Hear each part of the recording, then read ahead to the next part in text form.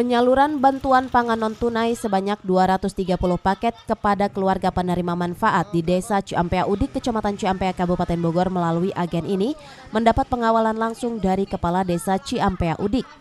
Pengawalan ini dilakukan lantaran ingin memastikan jika bantuan pangan non-tunai yang diterima oleh keluarga penerima manfaat telah sesuai dengan baik dan tepat sasaran.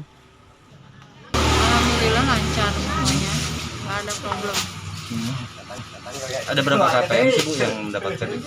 Ada 266. Bagiannya setiap bulan atau gimana? Iya, setiap bulan.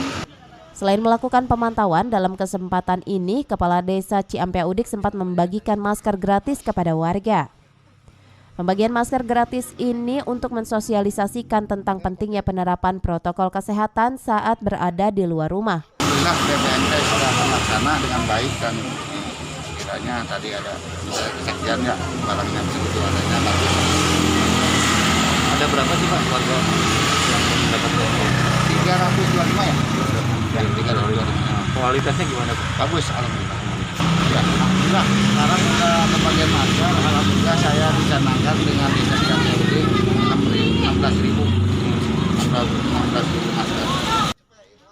Pengawalan, pengambilan bantuan dan sosialisasi tentang protokol kesehatan seperti ini memang sudah layak dilakukan oleh setiap kepala desa agar nantinya penyaluran bantuan bisa berjalan dengan baik dengan tetap menerapkan protokol kesehatan.